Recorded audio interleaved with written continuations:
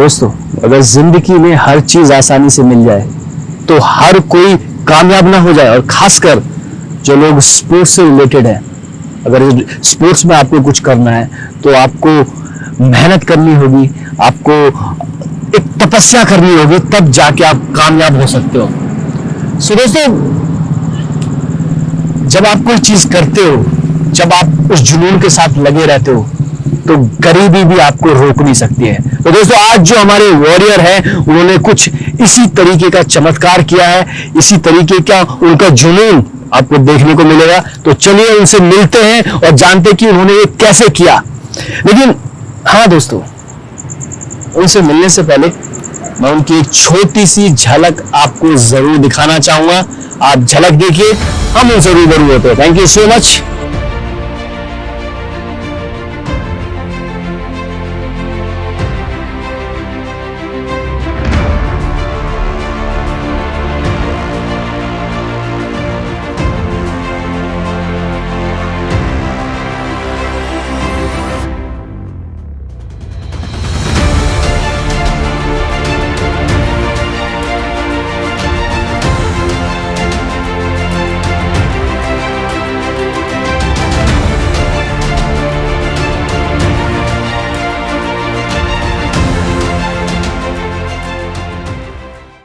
नमस्कार दोस्तों, मैं हूं वीर चौधरी और मैं स्वागत करता हूं अपने शो लेट्स इंस्पायर विद वीर में। सो दोस्तों, ये हमारा दूसरा सीजन है और ये सीजन हम डेडिकेट करते हैं अपने सोशल वॉरियर्स को। सो दोस्तों, आज जिस शख्सियत से मैं आपको रूबरू कराने जाता हूं, जिस इंसान से मैं आपको रूबरू कराने जा रहा हूं, वो आपके लिए भी और मेरे लिए भी मिसाल है।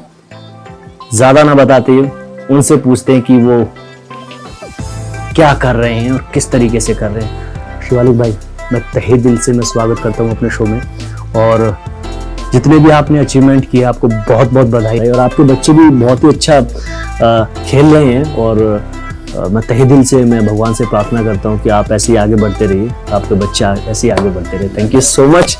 सबसे पहले तो मैं नमस्कार करता हूं आपको भी, जी जी और जी, सभी को जो भी मेरा स्टोरी और मेरे बारे में जानना चाहते हैं। जी तो मैं आपका भी शुक्रिया अदा कर रहा हूँ कि आप मेरे बारे में जानकारी दे रहे सबको, जी, और मुझे इस लायक समझा कि अपने शो पे बुलाया। जी। तो शिवालिक भाई, थोड़ा अपने बारे में बताइए कुछ। मेरा नाम तो ऐसे जो मेरा घर का मेरे दादाजी का दिया हुआ नाम है वो शिव बालक। शिव बाला? शिव बालक, बालक। अच्छा, शिव बालक। Yes. शिव का बालक। यस, हैं? शिव बालक मेरा नाम था, दिया हुआ। तो जब मैं दिल्ली में आया था, शॉर्टकट में ये बता रहा हूँ कि जब मैं दिल्ली, मेरे नाम का तब्दीली कैसे हुआ था। तो एक फर्स्ट एड चेकअप होता है, तो अच्छा। हमारे एनजीओ की तरफ से उन्होंने फर्स्ट टाइम मुझे चेकअप के लिए ले गए थे।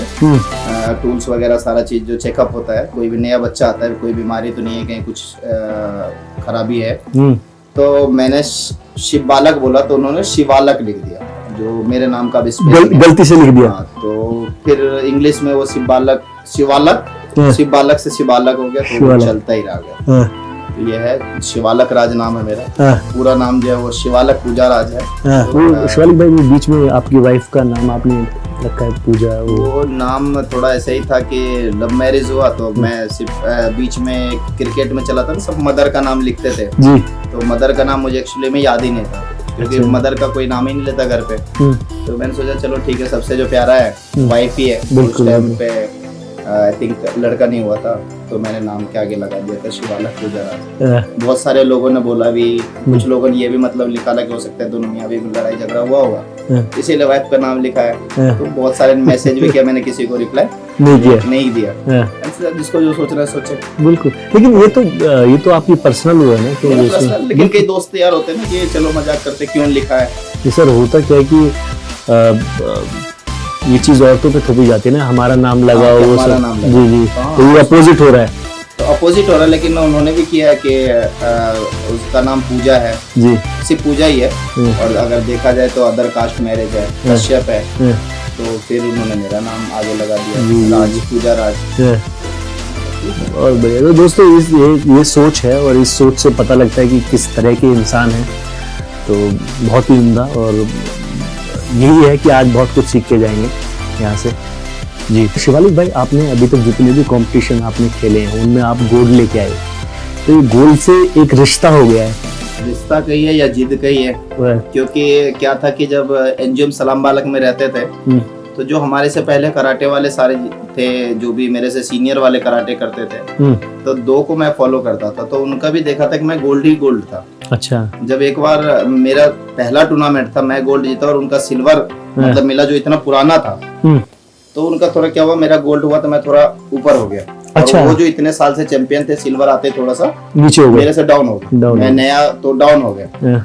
तब से मैंने सोचा कि यार इसका वैल्यू ज्यादा है, नहीं तो गोल्ड सिल्वर का मेडल का नहीं पता था, फर्स्ट पता था, पहला दूसरा तीसरा, तो तब से मुझे लगा कि ये गोल्ड ही चाहिए जी। तो उसके बाद जिद बनती रही, प्रैक्टिस होती रही, तो इसके लिए मेहनत बहुत करनी पड़ती होगी, इसके लिए मेहनत बहुत करनी होती होगी।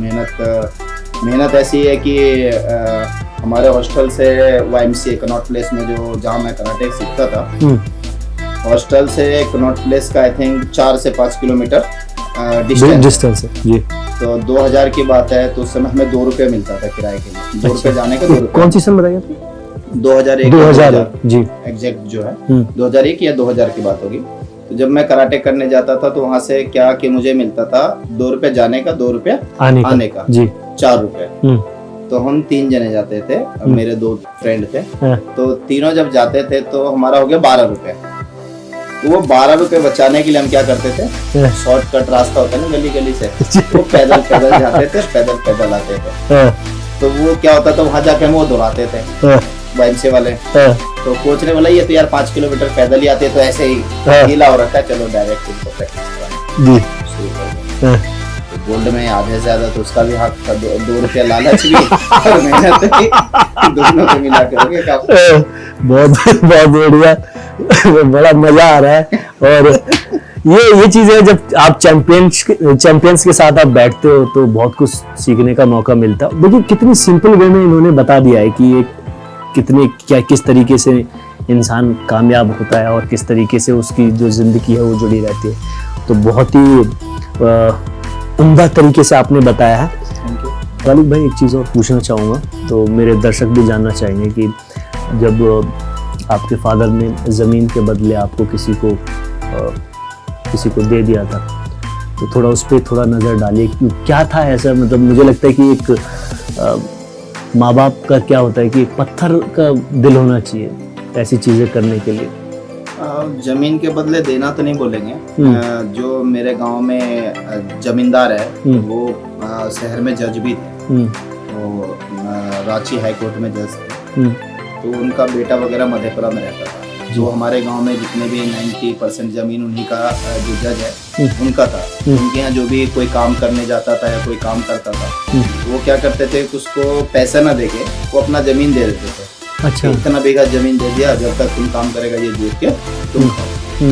तो उसी उपलक्ष्य मेरे पापा को भी 5 से 7 बीघा थी जमीन दिया था उन्होंने, तो जब तक तुम्हारा बेटा मेरे घर पे रहेगा तो तब तक तुम जोत के खाओ, और अभी तो छोटा ही है, क्या करेगा, वहाँ मेरे पोती हुई है, पोती वगैरह को देखेगा, कोई देखने वाला नहीं। तो दादा ने बोला कि हाँ चला जा, क्या गांव में इधर मेरे पीछे डोलता रहेगा, इधर घूमता रहेगा, चले जाओ। तो मैं ठीक है।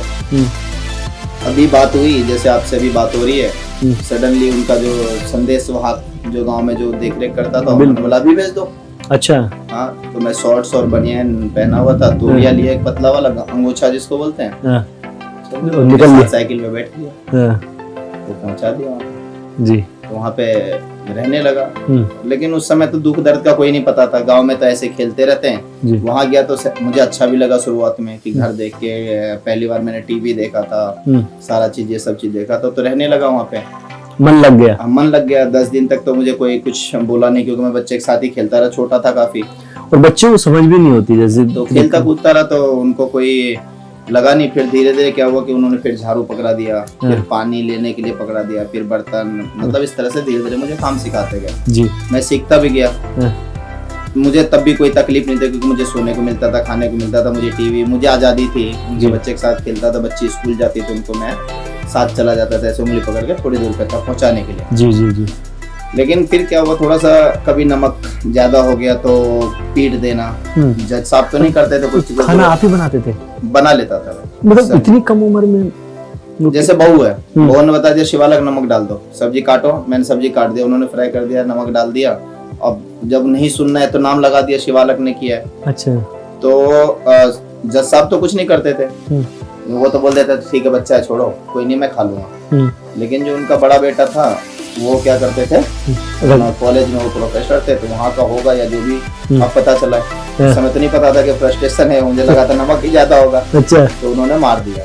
उस बात पे धीरे धीरे मुझे इरिटेशन होने लगा था, तो मैं वहाँ से भाग जाता था, कभी फिर आ जाता था, दादा ले आते थे, फिर भाग जाता था, फिर दादा ले आते थे, क्योंकि गांव की स्थिति को देखकर दादा को ये स्थिति अच्छा लगता था कि यहाँ कुछ अच्छा जगह रह रहा है, खा रहा है, कपड़ा पहनावा जो भी चीजें है, पढ़ाई लिखाई भी कर रहा है। उनकी पोती थोड़ा बहुत जी बताती थी, जब वो पढ़ता था तो मैं थोड़ा देखता था, पढ़ना सीख गया था, लिखना नहीं आता था जी, तो इसलिए अच्छा लगता था। फिर एक बार जब मैं भाग के चला गया दोबारा, तो दादा ने बोला कि मैं लब में नहीं जाऊंगा, बहुत मारते हैं मुझे। तो बोला कि उनका एक वर्ड था हमारे गांव की लैंग्वेज में था कि मर्द एक बार में हार नहीं मानते। मैं अपने इधर की लैंग्वेज में अभी बता रहा हूँ। उनका कहना था कि मर्द एक बार में हार नहीं मानता है, कम से कम मर्द को 6 बार कोशिश करना चाहिए। उन्होंने मेरे को इस तरह से समझाया था। अच्छा, किसी भी चीज को एक बार में हार नहीं मानना चाहिए, कम से कम 6 बार ट्राई करो, क्योंकि मैं ऑलरेडी 5 बार भाग चुका था, या तो ये उनका कहना होगा, 6वां बार ट्राई बाद में आया होगा। तो एक चीज बताइए शिवालिक भाई, आपकी बहुत ही कम एज थी, तो करीब कितने 5-6 साल के हो गए, 6-7 साल? 6-7 साल। तो कभी डर नहीं लगता था? आप जैसे वहां से अकेले निकल जाते थे और आप बता रहे थे कि खेत होते थे और उसमें ऐसे डर क्या है कि अभी जाके 2016-17 में मैं घर गया हूँ तो मेरे गांव में लाइट पहुंची है। अच्छा। तो उस आदमी को जब 1998 में लाइट शहर में मिल गया, गांव में डिबिया में जलता था, गांव के अंधेरे में डर नहीं लगा, तो उसको शहर से जाने में क्या, दिन में क्या डर लगेगा? ये था। हाँ, डर तो लगता है कि छोटा है, छोटा बच्चा है, उस बात का तो डर था ही। लेकिन ये था कि दादा जो 1-2 बार भाग गया था मैं, तो दादा मुझे पैदल ही कई बार लेकर आया। वो पैदल ही वो रास्ता पता चल गया था, और प्लस दादा का ससुराल, मेरे पापा का जो ननिहाल है वहीं पे था थोड़ी दूर। जी। तो वो रास्ता मुझे याद था, क्योंकि उस रास्ते से जाना आना बराबर, दादी लोग भी आती थी तो उनके साथ पीछे पीछे, तो पटरी रेलवे की पटरी और खेत जो रास्ता होता वो मुझे याद था जी। वो भागा छत से उतर के और सीधा पैदल, शाम को सुबह भागा तो शाम को घर पहुंच जाता था। खेलते कूदते, कभी कहीं पानी पी लिए। गांव में अभी भी आपके होता है, किसी क्या कुछ मांग लो तो उधर हमारे यहाँ तो दे देता, मुझे यहाँ का नहीं पता कि कुछ अगर खाने को किसी के द्वार पे बैठ जाओ तो दे देते हैं। आराम से खाते पीते घर पहुँचते थे। बीच में रिश्तेदारी भी हो जाता था, दादा का इतने सारे जानकारी थे, कहीं भी रुक गया, कहीं भी खाते पीते पहुंच गए घर। डर तो लगता था लेकिन उतना नहीं लगता था। लेकिन दादा की एक बात थी, 6ठे बार में दादा ने रख दिया, 7वें बार जो मेरे भागने से पहले ही खबर आ गया था कि मेरे दादा का डेथ हो गया सुबह। तो मुझे चाचा लेने आए थे, तो फिर जब चाचा लेने आए थे तो मैं साइकिल से घर गया था, तभी मैंने प्लान बना लिया था कि मुझे वहाँ नहीं जाना। फिर जब गया तो दादी बोली थी कि नहीं चला जा, यहाँ पे क्या रहेगा, मारपीट खाएगा, इधर उधर करेगा, कोई कुछ करेगा नहीं। फिर आया था 7वीं बार, फिर वही रिपीटेशन हुआ। फिर मैं लास्ट टाइम भाग के गया, तो उस टाइम पे क्या था कि मेरे भैया ही मिल के आया था। मिल के इन द सेंस कि मेरे भैया को किसी ने बेच दिया था। 3 साल तक वो पंजाब में किसी के पास बेच दिया था। किसने? मतलब गांव का ही कोई हरिजन था, तो वो इलाहाबाद में रहते थे पापा के साथ। कितने साल बड़े थे आपके भैया? भैया तो मेरे से 7 साल बड़े हैं। तो इलाहाबाद में वो फल के मंडी में काम करते थे, तो जैसे पापा के साथ जाते थे, पापा के साथ रहते थे। तो उन्होंने बोला कि मैं पंजाब लेके जा रहा हूँ, पापा से बात करा होगा। पापा बोले ठीक है, और दोबारा बोले कि तुम्हारा बेटा वहाँ से भाग गया। और वो पैसा इकट्ठा ले आया था 40-50 हज़ार रुपये किसी सरदार के पास छोड़ गया। तो भैया को ये सब पता नहीं था कि मेरा घर कहाँ है कहाँ नहीं है।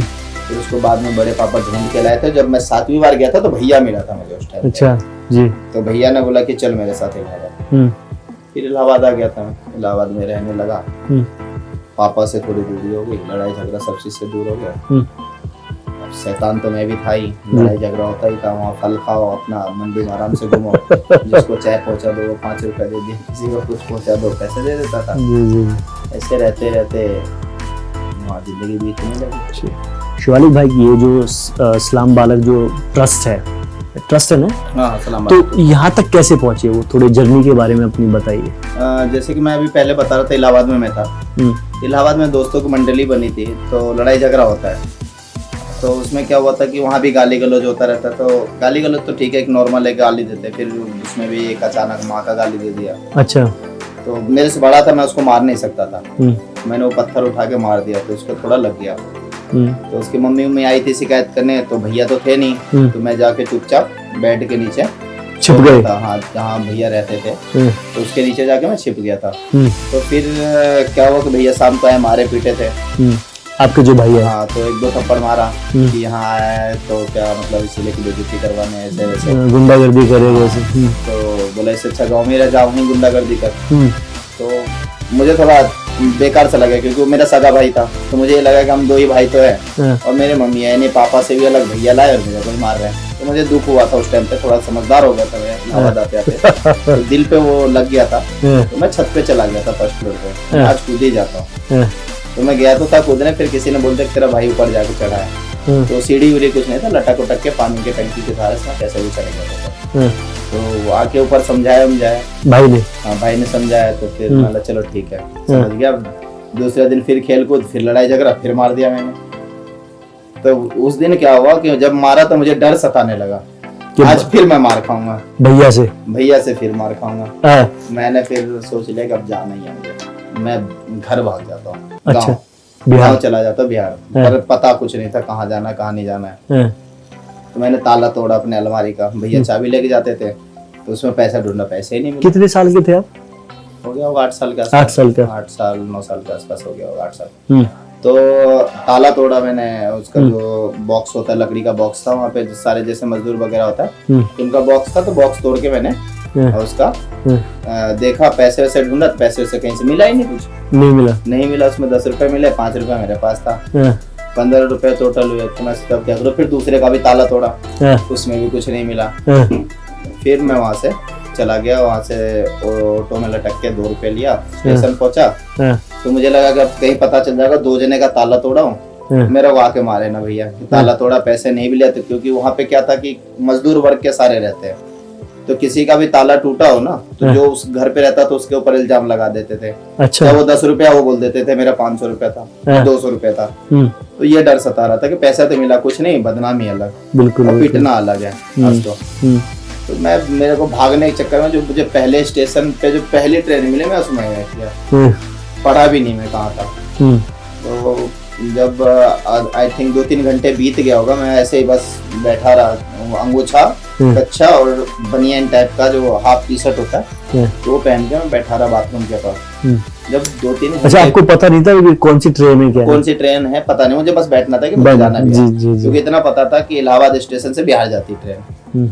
2-3 घंटे बीत गए, तो जब मैंने रास्ते में कहीं पे फूलपुर या कुछ आता था, कोई फतेहपुर, तो जब फतेहपुर आया तो मैं टीटी चेक करने आया, टिकट वगैरह, तो पूछा कहाँ जाना है, तो मैंने बिहार। बोला भाई ये बिहार नहीं जा रहा है, इलाहाबाद में बोलता कि अबे ये बिहार नहीं जा रहा है, ये तो दिल्ली जा रही है। मैं बोला यार दिल्ली जा रही है, चलो ठीक है। सडनली अबे चाचा तो दिल्ली में रहते, दादा बोलते थे, तो मैं सोचा दिल्ली में ढूंढूंगा कहाँ, 2 ही दिल्ली, एक नई दिल्ली, पुरानी दिल्ली, घर का तो पता ही नहीं मुझे। अच्छा। तो फिर मुझे लगा गाँव में जैसे सब मुझे जानता है कि ये जोगीदास का बेटा है, दिल्ली में भी बन जाएगी बात। हाँ, तो दादा के नाम से तो मुझे पूरा मधेपुरा तक जानता है कि बिंदेश्वरी दास का पोता है, जो पुजारी जी उनका पोता है, तो चाचा को तो ढूंढ ही लूंगा, क्या दिक्कत है। आ गया स्टेशन पे, उतरा रात के आई थिंक 3:30 बजे के आसपास, वहाँ से 11 बजे के आसपास कोई ट्रेन थी, 10:30 बजे के आसपास, रात को 3:30 बजे नई दिल्ली। उस समय थोड़ा ठंड का ही माहौल था, ठंडा सा ठंड लग रहा था, लेकिन वही अंगूछा तान के हो गया था प्लेटफॉर्म पे।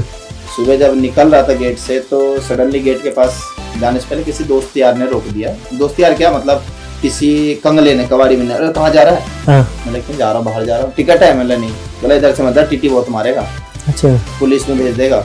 उधर से दीवार टूटा हुआ था, उधर से दीवार टूटे से निकल भाग गया। बाहर जाके पूछने पाछने लगा कि मतलब मेरे चाचा भी जानते हैं, तो सब बोलते कहाँ रहते हैं, बोलता नई दिल्ली में। मुझे क्या पता था गांव की तरह कि सब यहाँ नहीं जानते होंगे, तो मना कर दिया। फिर पूछते पूछते एक बिहार वाला ही कोई चाय वाला था वहाँ पे, तो उससे पूछा, तो मैंने बोला कि क्या करता है चाचा, तो मैंने बोला बंधु बाबू में नौकरी है सरकारी, और वो बिरला मंदिर के आसपास कहीं पे काम करते हैं। तो और वो कीर्तन भजन भी करते हैं। तो बोला हाँ मैं जानता हूँ। अब उन्होंने झूठ बोला था, सही बोला था, और जैसे मैंने बिरला मंदिर बोला तो उन्होंने बोला हाँ बिरला मंदिर पे रविवार शनिवार को कीर्तन होता है, वो उसमें आते हैं। अच्छा। यहाँ चाय पीने मेरे यहाँ आते हैं। तो ठीक है, तू यही काम कर, मैं तुझे खाना पीना दूंगा और 50 रुपए दूंगा। अच्छा। महीने का। तो यार 50 रुपए मिलेगा, ठीक है, खाना पीना तो मिलेगा, मुझे क्या जरूरत है पैसे की। तो फिर रहने लगा। फिर जब रहने लगा तो थोड़े दिन बाद वही बात हुआ, जो 2-3 कबाड़ी वगैरह बिनने वाले होता है, तो उनसे ऐसे बातचीत होता है कि शाम को खाली हो गया, चाय वाला चला गया, तो बातचीत कर रहा था मैं। तो उन्होंने बोला कि ये झूठ बता रहा, तेरे को फंसा रखा है काम करवाने के लिए, छोड़ दे इसके पास से। तो फिर मैंने छोड़ दिया, फिर स्टेशन पे रहने लगा। तो स्टेशन पे जो मेन होता है कि उस टाइम पे आई थिंक 10 साल के आसपास हो गया होगा मेरे एज। हाँ यार 10 के अराउंड हो गया होगा।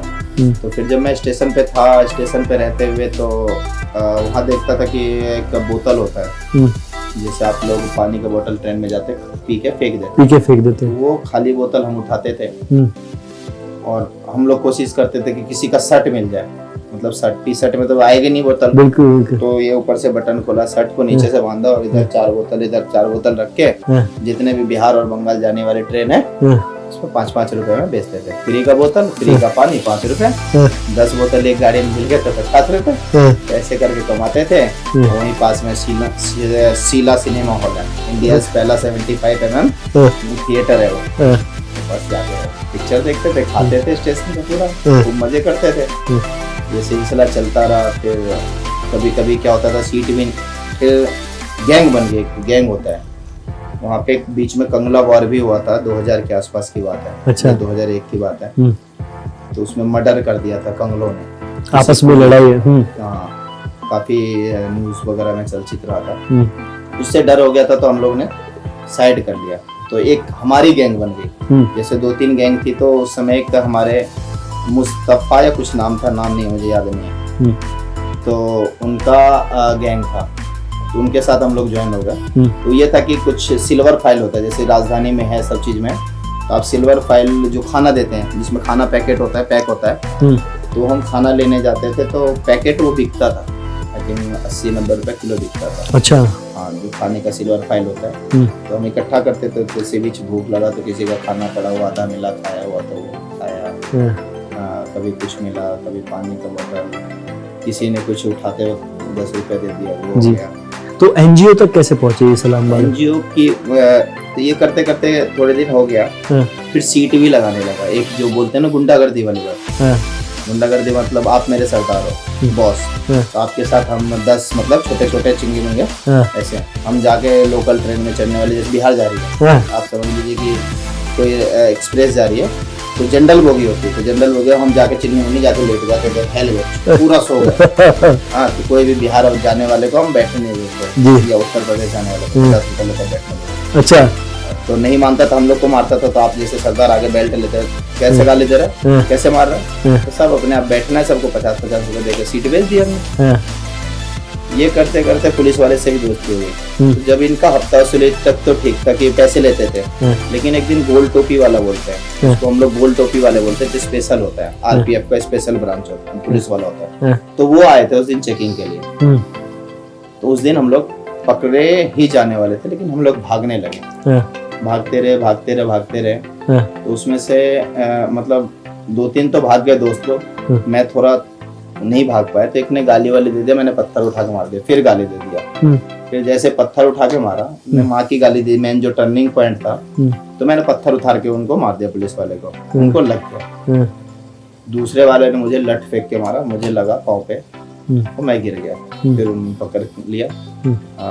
नई दिल्ली में जीआरपी है, जीआरपी थाना है, पुलिस चौकी जी, वहीं पे ले जाके मुझे बैठाया, 1-2 डंडे भी मारे। जो गाली गलौज देना होता है पुलिस वाले, तो ऐसा कोई भी पुलिस वाला मैंने आज तक देखा नहीं कि गाली गलौज ना देता हो मेरी लाइफ में। तो चाहे वो आईपीएस हो, चाहे जो भी, मैं सीधा बोलता हूँ, ये भी गाली गलौज देता ही है। वहाँ बैठा रहा। तो फिर पुलिस वाले जानते थे कि ये स्टेशन पे रहता है, गार्बेज बेचता है, कंगला है। कंगला मतलब स्टेशन पे जो रहता है उसको कंगला ही बोलते हैं। बिल्कुल। तो उस टाइम पे ये था कि थोड़ा सा मेरा नशा का भी आदत हो गया था। अच्छा। जिसको फ्लूट बोलते हैं आप, वो मेडिकल स्टोर पे जो मिलते हैं जी, तो उसका है, स्मैक का है, कुछ सारे पीते तो आप अगर उनके साथ रहोगे चाहे छोटा हो, बिल्कुल बड़ा हो, बिल्कुल बिल्कुल, वो सब सीख जाता है। हो जाता है।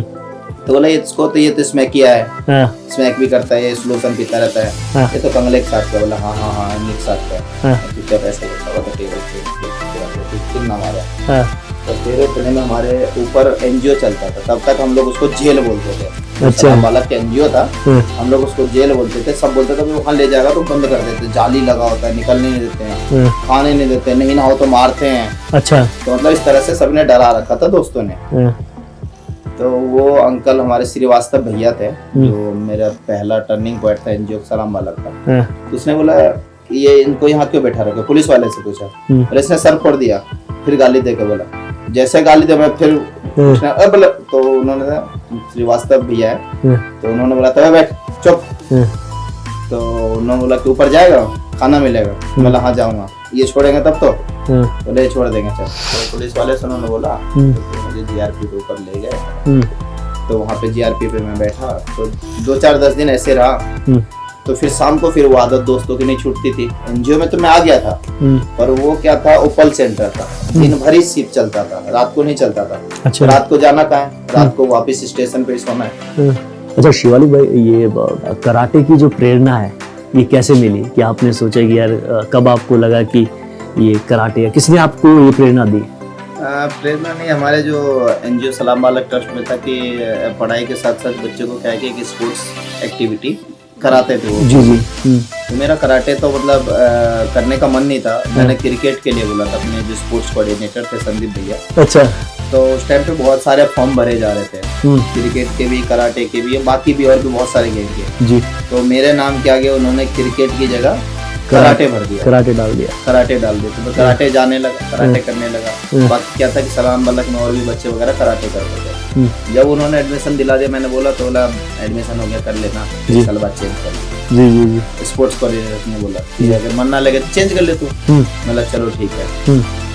तो फिर करने लगा। तो वहाँ जो माहौल था, 4-5 मेरे सीनियर थे, तो कराटे करते थे, मुझे अच्छा लगता था, उनको सम्मान देते थे। चलो यार, क्योंकि उस टाइम पे क्रिकेट में कोई इंटरेस्ट नहीं है। इंटरेस्ट था, लेकिन कोई क्रिकेट में उस हॉस्टल से, हमारे सलाम बालक से कोई क्रिकेट में वैसा कुछ कर नहीं रहते जिसको कि कोई तारीफ करे। जी। तो कराटे को थोड़ा ज्यादा किसी का देखता था, ऑफिस में सर्टिफिकेट लगा हुआ है, अच्छा। किसी का मेडल लगा हुआ, फोटो लगा हुआ था। तो मैंने सोचा कि चलो ठीक, तो यहाँ से अट्रैक्ट हुए आप उसकी अट्रैक्ट हो तरफ। गया। फिर मैं कराटे में ही दिल लगा। अच्छा शिवालिक भाई, एक चीज मैं जानना चाहूंगा, हमारे व्यूवर्स भी जानना चाहेंगे कि कराटे और किक बॉक्सिंग में ये तो डिफरेंस क्या है, और आपका पसंदीदा कौन सा है? कराटे और किक बॉक्सिंग में कराटे क्या क्या था, जब शुरुआत था तो कराटे में मेरा बहुत रुचि था। अच्छा। क्योंकि उस टाइम पे ट्रेडिशनल कराटे था। ट्रेडिशनल इन द सेंस कि जब मैंने कराटे शुरू किया था तो उस समय ग्लव्स नहीं यूज होते थे। ठीक है। फाइट के दौरान या प्रैक्टिस में हम ग्लव्स यूज नहीं करते थे। अच्छा। अगर मैंने आपको एक पंच मार दिया, आपने हार मान लिया कि मुझे अब नहीं खेलना, तो मैं जीत गया, उस समय खुशी होती थी। अच्छा। और 2004 के बाद क्या हुआ, 4 या 5 के बाद ये स्पोर्ट्स कराटे हो गया, टच एंड बैक, कि आप मार नहीं सकते, सिर्फ टच कर सकते हो, बैक कर सकते हो। तो उससे पहले मैं हल्का हल्का किक बॉक्सिंग करता था। सर मुझे किक बॉक्सिंग भी रफ गेम कराते थे, क्योंकि मैं रफ खेलता था। प्लस ये था कि ताकत था। सर का क्या नाम है? सर का नाम? मेरा सर जो थे पहले तो थापा सर थे जी, बाद में किक बॉक्सिंग में जो मुझे लाया रजनीश सर लाए। रजनीश जी। हाँ, रजनीश सर लाए जी। तो फिर क्या हुआ कि कराते रहे हो, किक बॉक्सिंग वगैरह कराते रहे, तो किक बॉक्सिंग क्या कि मेरे हिसाब से रफ लगने लगा। जब मैं वाइनसेस जाता था, मैंने जैसे कि पहले बताया था कि मुझे 12 रुपए तीनों दोस्त को मिलता था, लेकिन जब किक बॉक्सिंग करने लगा थोड़ा कॉन्फिडेंस बढ़ गया। अच्छा। और तो कॉन्फिडेंस इन द सेंस कि बस में जाता था, 166 नंबर बस था। उस रूट में पहाड़गंज और पालिका बाजार चलती है, और 181 चलती है निजामुद्दीन से आनंद पर्वत, जो बस था। उस 2 बस में था कि हमारी स्टॉप चलती थी उस टाइम पे। स्टॉप कोई कुछ नहीं बोलेगा, टिकट नहीं तो दादागिरी चलती थी जी। तो किक बॉक्सिंग इसलिए मुझे पसंद आ गया जी। कि भाई मारदार है। कराटे में रूल था कि कमर से ऊपर मार सकते हो जी, किक बॉक्सिंग में कहीं भी मार सकते हो, पूरा बॉडी। अच्छा। नॉकआउट मारना है, घुटना तोड़ दो, नॉकआउट मार सकते हो, नॉकआउट मार दो जी। तो उसमें इसलिए रुचि बन गया रफ एंड टफ जी। ये थोड़ा सा ये बता दो कि जो आप करते थे वो सही है या गलत है, क्योंकि अब आप जैसे अभी हमारी बात हो रही थी, अब आपको रियलाइज हो रहा है कि जो मैंने किया था वो बिल्कुल गलत था। कि ये बात तो है कि जो मतलब जो स्टाफ चलाना, एक स्टाफ चलाना क्या होता है कि स्पोर्ट्स का कार्ड का स्टाफ एक होता है नॉर्मल स्टाफ जी। लेकिन जो मैंने अभी बताया कि हाँ गुंडागर्दी करना, दादागिरी करना, स्टाफ चलाना, मारपीट करना, वो तो गलत है। बिल्कुल, अब मुझे बिल्कुल। मतलब थोड़ा दिन बाद रियलाइज होता है, उस टाइम में क्या होता है कि जवानी के जोश होता है, जोश में चलो यार मैंने मार दिया, ठीक है, मेरा स्टाफ चल गया, मेरा 4 रुपए बच गया। लेकिन ये होता है कि 4 रुपए के चक्कर में किसी का शीशा फोड़ दिया, कंडक्टर का पैसा कट गया। अब मैं कमाता हूँ, या फिर मैं वो याद करता हूँ कि अगर मेरा चाय की दुकान पे गिलास टूट जाता तो मेरा वो 5 रुपए काट लेते थे, 3 रुपए 1 रुपए गिलास। अच्छा, समझ नहीं थी, मुझे लगता है उस टाइम पे इतनी मतलब समझ ये नहीं समझ थी। जी जी जी, थोड़ा आप समझदार हो गए तो ये गलत कदम, गलत। मतलब कहीं किसी को मारधार करना। जी जी आपका सेल्फ डिफेंस के लिए पहले आप उसको डिफेंस करिए, जी जितना आप समझ सकते हो उसको समझाइए। जी, नहीं समझते तब भी आखिरी बार कोशिश करिए, उसके बाद तो फिर आपके पास हथियार है। बिल्कुल वो बिल्कुल। लास्ट पोजीशन, वो लास्ट पोजीशन, लास्ट जब वो कहते कि पानी सर से ऊपर चला जाए तो तब तब वो उसका यूज करें। बिल्कुल बिल्कुल बिल्कुल। शिवालिक भाई, आपका सबसे बड़ा सपोर्टर कौन है? मेरे लाइफ का सबसे बड़ा सपोर्टर तो मैं दादा को मानता हूँ, जिस समय तक दादा थे। जी। दादा के जाने के बाद जो मेरे लाइफ का सबसे बड़ा सपोर्टर है, मेरे सलाम वाला ट्रस्ट है, जिन्होंने मुझे इस लायक और इस काबिल बनाया। मैं अभी अपने पाँव पे कमा खा के अपना जिंदगी बसर गुजर कर रहा हूँ, एक स्टेशन से कहाँ तक। सलाम वालक में भी बहुत सारे स्टाफ है जिन्होंने मुझे सपोर्ट किया। जो मेन कोऑर्डिनेटर हमारे तिवारी सर ने बहुत सपोर्ट किया, बहुत सारे ने पीछे भी छुड़ाना चाहा। पीएन मिश्रा सर है और संदीप सर जो हमारे स्पोर्ट्स के कोऑर्डिनेटर है जी, उन्होंने, स्पोर्ट्स कोऑर्डिनेटर ने, संदीप भैया ने हमें हर जगह सपोर्ट किया है। चाहे हम कहीं भी टूर में जाए, कहीं भी जाए, अगर सलाम बालक से कुछ पॉकेट मनी हमें नहीं मिलती तो तू अपने सैलरी से पॉकेट मनी की, बाहर गए सारे अमीर वाले बच्चे जा रहे हैं तो ये अगर वो खाएंगे तो ये कहाँ से खाएंगे, तो अपने पॉकेट से पॉकेट मनी देना तो मेरे लिए बहुत बड़ी सपोर्ट की बात है जी। और सपोर्ट से इन द सेंस ये हो गया कि ये तो मेरा हॉस्टल तक का सपोर्ट करा कि सपोर्ट। जब 2009 के बाद मैं बाहर निकला तो थोड़ा बहुत था कि अब कैसे क्या होगा, कैसे नहीं होगा। 2012 में शादी हो गई। पूजा राज जो है मेरी वाइफ है जी, लव मैरिज हुआ। कॉलेज में हम लोग मिले थे दिल्ली यूनिवर्सिटी में, फिर लव मैरिज हो गया। फिर 2013 में मेरा एक्सीडेंट हो गया जी, हाईवे पे, आपके ग्रेटर नोएडा हाईवे पे। तो मेरा सलामत C6 फ्रैक्चर हो गया था। अच्छा, इसके कारण मैं 1 साल घर पे बैठा। ये कब हुआ? 2013 11 जून को, मई को 11 मई को समर कैंप लेने में आ रहा था प्रज्ञान स्कूल में। उस टाइम पे मेरा हाईवे पे एक्सीडेंट हो गया था। बाइक से था मैं फेजर था और कार रॉन्ग साइड से मुझे हाईवे पे रॉन्ग साइड से जा रही थी, तो सर्वाइकल फ्रैक्चर हुआ था। तो उस सर्वाइकल फ्रैक्चर में मैंने कॉल तो बहुत सारे स्कूल में भी किया था, लेकिन बहुत सारे स्कूलों में कोई रिस्पांस नहीं दिया था। एक आरपीएस इंटरनेशनल स्कूल है, उन्होंने रिस्पांस दिया था और वो मेरे पास सबसे पहले पहुंचने वाले थे वहाँ पे हाईवे पे रजनीश सर और आरपीएस स्कूल वाले जी, जो मुझे हॉस्पिटल लेके आए। तो तब तक वहाँ पे कोई नहीं था कि जो आपको हॉस्पिटल पहुंचा सके? सब आदमी देख रहे थे, वीडियो बना रहे थे, फोटो बना रहे थे, तो छोड़ दिया था। लेकिन क्या है कि ये मैं रोकना चाहूँगा आपको दोस्तों, अगर कोई आपको कोई ऐसा इंसिडेंट मिलता है या कोई आप रोड सड़क पे, अब तो क्या है कि सर गवर्नमेंट ने भी वो कर दिया है कि अभी कोई भी पूछताछ नहीं होगी। अब तो ये हुआ है, पहले आदमी डरता था, मैं जाऊंगा तो मुझे ही ना फंसा दे। जी जी जी। तो दोस्तों मैं एक चीज बोलना चाहूंगा, ये वीडियो बाद में बन जाएगी, ये सब जो है ये तो क्या कि पूरी जिंदगी बनाना है। सबसे पहले जिसको चोट लगी है उसके पूरा परिवार, एक क्या है कि एक इंसान जाने से पूरा परिवार खत्म होता है दोस्तों, पूरा परिवार बर्बाद होता है। तो पहले उसे हॉस्पिटल पहुंचाओ, फिर हो सकता है कि जब वो अच्छा हो जाए तो उसके साथ एक वीडियो बनाओ ना। तो उसके बाद आया था, फिर मैंने वाइफ को कॉल किया था जी, मेरा एक्सीडेंट होगा, तो उनको विश्वास नहीं लगा क्योंकि मैं कई बार मजाक में बोल देता था डराने के लिए कि मेरा एक्सीडेंट हो जाएगा तो क्या करेगी जी। तो कॉल किया तो उसको लगा कि ऐसे मजाक करेंगे, लेकिन बाद में जब रजनीश सर ने कॉल किया तो उसको सही लगा क्या हुआ, एक्सीडेंट हुआ। मैं मजाक करता था कि हाँ ऐसे ऐसे, और सच में एक दिन वो मजाक सच साबित हो गया। तो उसके बाद अगर एक्सीडेंट के बाद सबसे बड़ा सपोर्टर देखा जो मेरी वाइफ है, क्योंकि यहाँ हॉस्पिटल में भर्ती रहा 7-8 दिन यथार्थ में। फिर मैं घर आया तो घर में एक साइड में मेरा पैरालाइज मार गया, हाथ करना बंद कर दिया और ये जो झुनझुनाने लगा पाँव वगैरह। फिर मैं लेडी हार्डिंग में लगभग 2.5 महीने तक वहाँ पे रहा, ऑपरेशन हुआ। यहाँ से खींच के जो होता है अल्टरनेट लगाते हैं, ये हड्डी पे हड्डी चढ़ गया था, क्योंकि गले का ऑपरेशन नहीं होता, वो खींच के ही उसको हड्डी को वापस लाते हैं। तो वो 1 से 1.5 महीने तक मुझे बेड पे रहा, तो बेड पे ही मेरा सब चीज था, लेटरिन पेशाब, 1-1.5 महीने तक नहाना नहीं, तो वही गीला कपड़ा से पोंछना, डिटॉल तो ये सब आपकी वाइफ ने। तो मैं तो वही बोलूंगा कि आफ्टर हॉस्टल मेरा सबसे बड़ा जो सपोर्टर है मेरी वाइफ है, जिन्होंने मेरे लिए इतना सारा कुछ किया है। जी। तो शिवालिक भाई, हम आपको एक वीडियो दिखाना चाहेंगे जिसमें आपकी माँ है और आपकी बीवी। जी। नमस्कार, मेरा नाम सावित्री बेसरा है और नवादा जिला बिहार से हूँ। मेरी बेटी पूजा राज शिवालक राज से इंटरकास्ट मैरिज की है और इस शादी से मैं खुश हूँ, कोई दिक्कत नहीं है, सब बहुत खुश हूँ। और मेरी बेटी को शिवालक बहुत अच्छा से रख रहा है। हाँ, और मैं भी खुश हूँ, संतुष्ट हूँ इस शादी से। बहुत से माँ बाप इंटरकास्ट मैरिज नहीं पसंद करते हैं, लेकिन मैं इस शादी को सपोर्ट की और अभी तक मैं कर रही हूँ और आगे भी करते रहूंगी, आगे भी करते रहूंगी। और शिवालक मेरी बेटी पूजा राज को बहुत अच्छा से मतलब रख रहा है। मेरा तो बिहार से हमेशा आना जाना रहता है। मैं जॉब करती हूँ, मैं बिहार में सरकारी जॉब में हूँ। मैं वहाँ ये हूँ, ऑफिस सुपरिटेंडेंट हूँ नवादा बिहार में, कलेक्ट्रेट में, डीएम ऑफिस में। तो जब भी मुझे छुट्टी मिलती है तो मेरा आना जाना लगा रहता है। और एक तो मेरा छोटा सा मेरा नाती भी हो गया है, रुद्रांश। इसको लेकर के भी मेरा हमेशा आने का मन करता है। और देखती हूँ कि बहुत अच्छा से अब ये लोग हाल ही में ही अपना मकान ये लोग लिए हैं।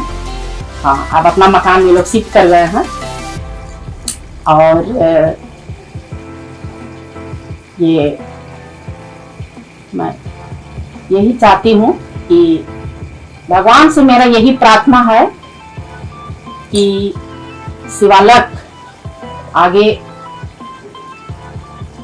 बहुत मेहनत करे, बहुत नाम कमाए, जिसमें मेरा भी नाम हो और देश का भी नाम हो। बस इससे ज्यादा मैं और क्या बोलूं। नमस्ते, मेरा नाम पूजा राज है। मैं शिवालक की वाइफ हूँ और हमारी लव मैरिज हुई है। मम्मी पापा सबकी मर्जी से लव मैरिज भी बट मर्जी से हुई है।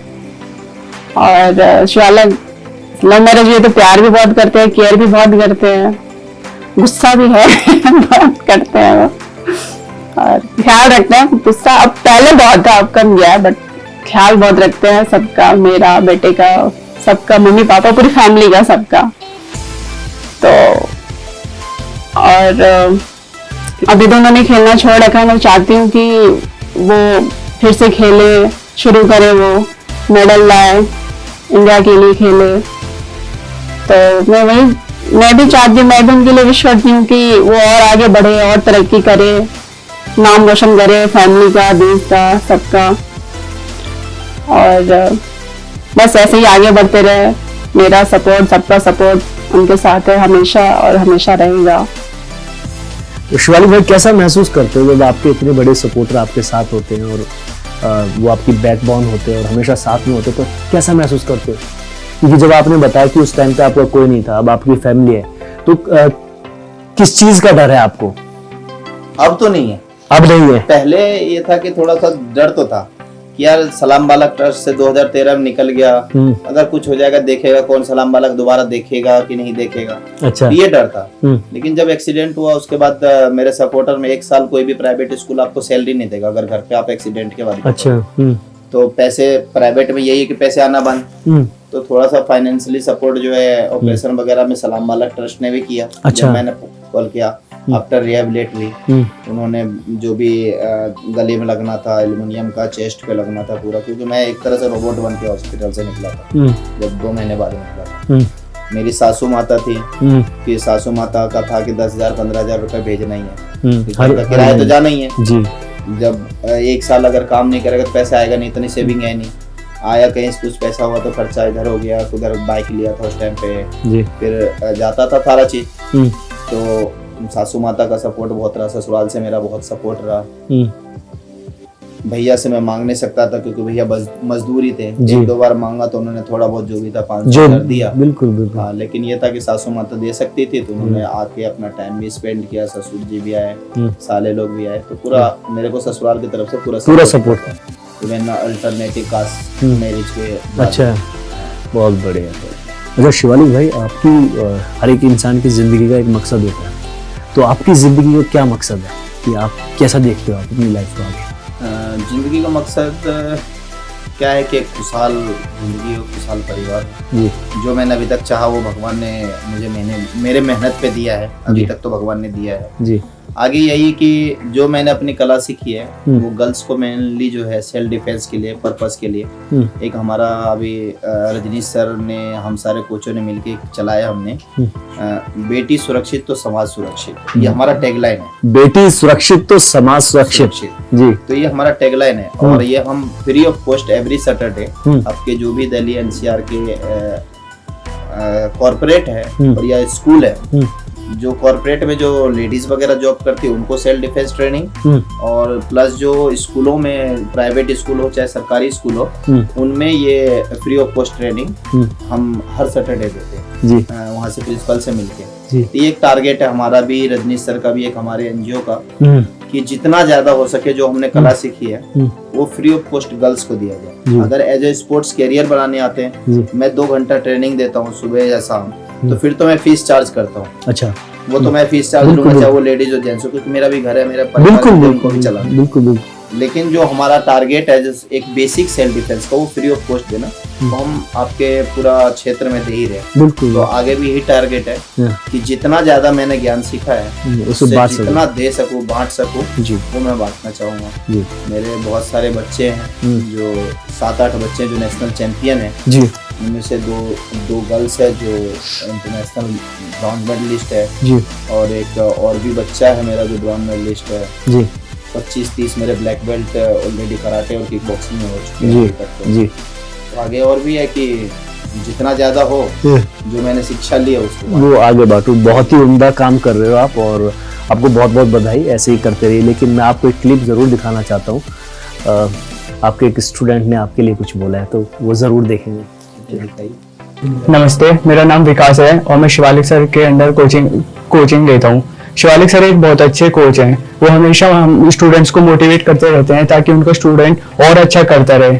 जब हम लोग टूर्नामेंट खेलने जाते हैं तो हमको पीछे से गाइड करते हैं ताकि बच्चा कभी डरा हुआ महसूस ना करे, और इससे क्या होता है कि जो बच्चा खेल रहा होता है वो और ज्यादा मोटिवेट होता है और उसको मेडल जीतने का कोई डर नहीं होता कि हम हारेंगे या जीतेंगे। और शिवालिक सर मेरे पेरेंट्स से ज्यादा मैं शिवालिक सर को प्यार करता हूँ। जैसे कि मैं बीच में भटक गया था अपनी राह से, मैं पेरेंट्स मेरे को सपोर्ट नहीं करते थे कराटे के लिए और वो मेरे को फीस नहीं देते थे कि वो टूर्नामेंट में खेलने जाऊँ मैं, तो मेरा मन करता था बीच में कि मैं अपना घर छोड़ दूँ। पर सर ने मेरे को समझाया, मेरे पेरेंट्स को भी समझाया कि इसको स्पोर्ट्स में खेलने दो, स्पोर्ट्स में लाइफ है। तो इस तरह से शिवालिक सर मेरा हमेशा सपोर्ट करते हैं। और एज अ मोटिवेशन, जब हम लोग क्लास में थका हुआ महसूस करते हैं या जब हमारी एनर्जी डाउन हो जाती है तो सर एज अ मोटिवेटर बहुत अच्छे से काम करते हैं और एनर्जी तुरंत फुलफिल कर देते हैं, और उससे क्या होता है बच्चे और ताकत से और अपनी एनर्जी से अच्छे से क्लास में ट्रेनिंग करते हैं और मेहनत करते हैं। वैसे शिवालिक सर ने अब गेम छोड़ दिया, वो ज्यादा करते नहीं है, पर हमारे साथ जब भी वो फाइट करते हैं तो हम देखते हैं कि शिवालिक सर का एक सपना है कि वो गोल्ड मेडल जीत सकते हैं ओलंपिक्स में, पर सर वो पूरा नहीं कर पाए क्योंकि उस सर का एक्सीडेंट हो गया था बीच में। पर अब ये सपना सर का हमारा बन चुका है और हम चाहते हैं कि सर का ये सपना हम पूरा करें, गोल्ड मेडल जीत के ओलंपिक्स में। Thank you. अच्छा शिवालिक भाई, जब इस तरह के स्टूडेंट हो और आपको जो आप उन पे मेहनत करते हो और उसका फल दे जाए, तो कौन है और ये थोड़ा बताइए इनके बारे में। जैसे कि कोई मेडल वगैरह भी जैसे बता रहे थे तो एक तो विकास रावल जो है, जी। जो अभी बोल के गया है, जी। वो एक्चुअली पहले किसी और के पास सीखता था। जी तो क्या है कि कराटे में थोड़े बहुत आदमी पैसा लूटता भी है। अगर अच्छा। 3,000 रुपये खर्च हो रहा है तो उससे 25,000 रुपये लेते हैं। अरे तो मुझे ऐसे ही पता चला था, उसने आते ही मेरे को बताया था। मैं यहाँ पे सीखता था तो मुझे यहाँ लेके गया था, बेल्ट टेस्ट में 25,000 रुपये लिया था। अच्छा। लेकिन मैंने बोला यार हमारे यहाँ तो बेल टेस्ट का फीस ही नहीं है, उतना फीस ही नहीं है, यहाँ तो 700-800 रुपये जो बेल टेस्ट फीस होती है वो नॉर्मल फीस है। बोला अच्छा ठीक है। फिर वो मेरे पास ज्वाइन किया तो मैं कराने लगा। अच्छा करता रहा, कई बार नेशनल में गोल्ड मेडलिस्ट रहा, ब्रॉन्ज सिल्वर भी आए। अच्छा। और फिर एक बार इंटरनेशनल खेला, उसमें उसका ब्रॉन्ज आया। बहुत तो बढ़िया। मुझे बहुत खुशी हुई कि चलो ठीक है, मैं जितना सिखाता हूँ उतना बढ़ रहे जी। हैं। गर्ल्स में भी हमारे दादरी कस्बे की है, जो कि जहाँ से गर्ल्स को कोई आगे नहीं बनने भेजते देते। नहीं है। बिल्कुल मैं बिल्कुल। उनके लिए स्पेशली क्लास दादरी में खोला था गर्ल्स के लिए, अच्छा। तो मैं दादरी में जाके सिखाता था। हाँ। लेकिन जब धीरे धीरे देखा कि इनमें ताकत आ गई, उनके माँ बाप को थोड़ा विश्वास होने लगा, फिर मैंने दादरी में क्लास बंद कर दिया। अब वो ग्रेटर नोएडा भी जब अभी मैं सिखा रहा था, तो वहाँ पे जो ब्लैक बेल्ट गर्ल्स लोग हैं वो अकेले अपने आप सेल्फ आते सेल्फ जाते, यहाँ से ऑटो में बैठ के सूरजपुर से दादरी। तो ये तो मुझे कॉन्फिडेंस होता है कि हाँ मैंने उन्हें या उनके माँ बाप में कॉन्फिडेंस दे दिया कि रात के 9 बजे भी लड़कियों को उन्होंने गाँव वाले ने छोड़ दिया। बिल्कुल भी आप जानते हो कि जाट गुजर या जो भी है नहीं भेजते, बिल्कुल बिल्कुल। है ना, तो वो भेज रहे हैं अपनी बेटियों को, छोड़ दे रहे मेरे भरोसे कि चलो 10 दिन के लिए जा रहे बाहर नेशनल के लिए। बिल्कुल बिल्कुल। वो ट्रस्ट है, वो ट्रस्ट बनाया है। तो मैं चाहता हूँ ये बरकरार रहे, बिल्कुल बिल्कुल। बच्चों में और बढ़े, और जो मेरे बच्चे हो मेरे से आगे पहुंचे देंगे मेरे तो। अरे मतलब एक गुरु की हमेशा एक ख्वाहिश होती है कि उसके बच्चे उससे 1000 गुना अच्छा करें। मेरा ड्रीम है ओलंपिक मेडल का, जी। जो कभी हुआ नहीं है। जी। तो मैं चाहता हूँ कि आपके- कराटे में ओलंपिक था नहीं, जी। तो अब कई बार एक्सीडेंट हो गया, तो मुझे तो नहीं लगता है जी। कि अब बूढ़े कभी गोल्ड जीत जाएगा। हो सकता है प्रैक्टिस कर लो कभी हो जाए, जी। कुछ भी पॉसिबल है, अगर मेहनत करूंगा तो हो सकता है। लेकिन शिवाली भाई एक चीज मैं बोलना चाहूंगा, मुझे लगता है कि अगर आपने नहीं किया ये इसमें लिखा है जी। अच्छा। ये ड्रीम जो मेरा है वो गोल्ड मेडल के लिए ही है। हाँ। सारा चीज जितना भी चीज है जी। न्यूज तक में हर चीज में आया है। तो जो मैं नहीं ओलंपिक का कर पाया, मैं चाह रहा हूँ कि मेरा कोई आपका- बच्चा क्या पता कर ले, मेरे गुरु का दक्षिणा मिल जाए, बिल्कुल मेरा ही बिल्कुल मिल जाए, बिल्कुल कुछ बिल्कुल। तो मिल जाए। तो हम उम्मीद करते हैं कि आपका कोई स्टूडेंट जरूर करेगा, ये आपका नाम रोशन जरूर करेगा। अच्छा शिवालिक भाई, कोई संदेश देना चाहेंगे ऑडियंस को, अगर कुछ बोलना चाहें तो? मेरा ऑडियंस से तो संदेश यही है कि जो आपका मन में आए, जो आपका ड्रीम है उसको अचीव करिए। रोकने वाले तो रोकते रहेंगे, बाधाएं आती रहेगी, लेकिन आपको उस बाधा को पार करना है, उस हिम्मत से आगे बढ़ना है और उसमें जीत लेना है। लेकिन जो मैंने कदम उठाया, वीर भाई ने पहले भी बोला है, तो मैं अभी बोल रहा हूँ, तो प्लीज वो कदम हर किसी के लिए मैंने जोश में बचपन में उठा लिया। मुझे या तो भगवान की दुआ बोलिए या मेरे मेहनत का फल बोलिए, जो भी बोलिए, मेरे साथ हमेशा दुआ साथ रही, तो मैं यहाँ तक हासिल कर पाया हूँ। जरूरी नहीं कि हर कोई घर से छोड़ के आया भाग के आगे उसको सही मौका मिल जाए। तो पहली बात तो अपने पेरेंट्स की बात मानिए, अपने पेरेंट्स को समझिए, घर मत छोड़िए, जितना ज्यादा हो उतना मेहनत करिए, डट के फाइट करिए। Thank you. जी। उससे मुलाकात हुई जी। तो उसके ऊपर एक मेरी खुद की लिखी हुई एक कविता है, जी। उसको सुनाता हूं। बिल्कुल बिल्कुल। कभी समंदर के किनारे लहरों के नजदीक, कभी समंदर के किनारे लहरों के नजदीक, रोज होती है मुलाकात हम दोनों की। हमारा तुम्हारा रोज रोज का आना और ऐसे मिलना और मिलाना, बहके हुए दिल को केवल तसल्ली दिलाना कि आज नहीं तो कल।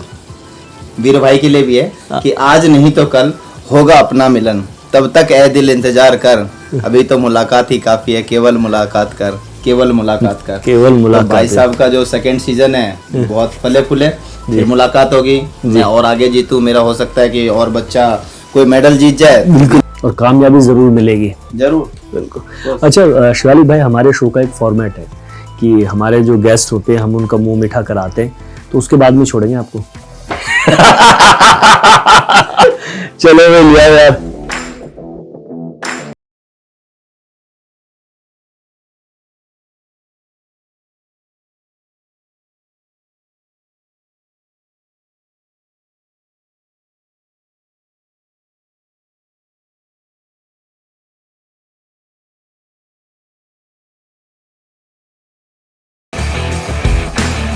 Let's inspire with Veer Chaudhary Season season 2 2 victory.